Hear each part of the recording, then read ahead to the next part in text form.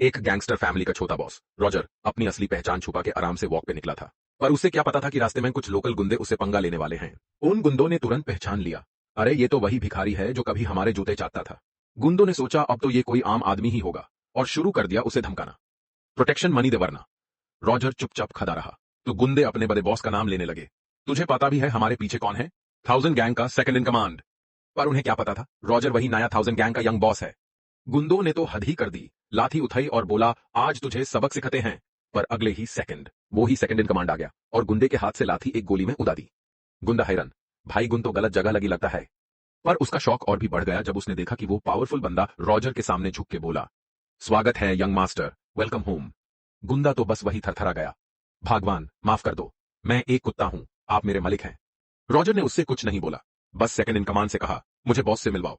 उन लोगों ने सोचा रॉजर फाइनली गैंग का काम संभलने आ गया, पर जैसे ही रॉजर बॉस के सामने गया उसने डायरेक्टली उस पर गन पॉइंट कर दी।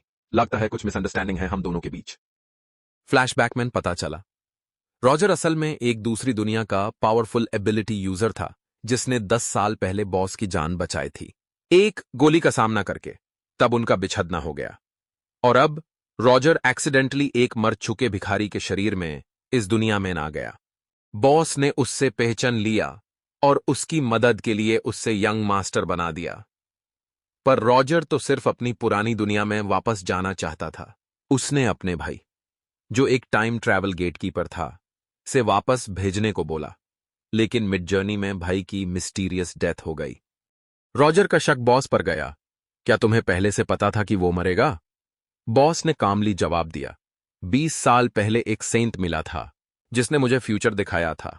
उसने बोला था कि तुम ही हो जो हमारी गंग को ऊपर ले जाओगे। रॉजर एक हार्डकोर साइंटिफिक सोच का बंदा था, इस सब पर भरोसा नहीं करता था।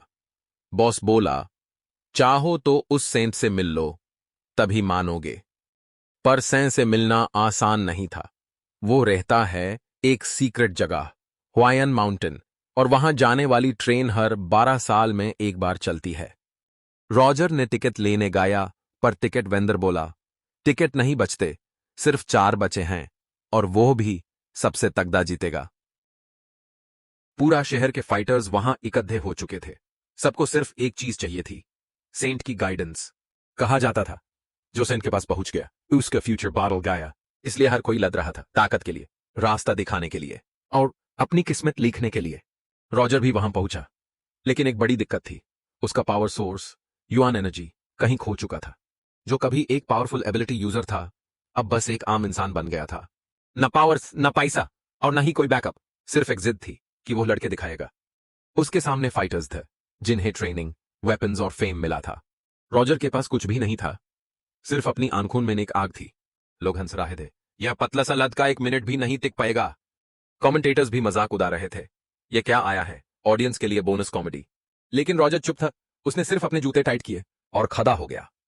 पहला पंच पड़ा, रॉजर गिरा, दूसरा किक, फिर से गिरा, लेकिन हर बार वो उठता रहा। उसके हाथ कांप रहे थे, लेकिन उसकी आंखों में हार का नाम नहीं था। वो लाता गया हर वार से, हर फेंट से। और तब जब एक फाइटर ने उस पर नाइफ से वार किया, सबको लगा अब तो ये खत्म। लेकिन उसी वक्त हवा में कुछ बदला, नाइफ रुक गई, टाइम जैसे थोड़ा स्लो हो गया। रॉजर के हाथों से एक पुरानी एनर्जी चमकी, एक हल्की सी ब्लू ग्लो।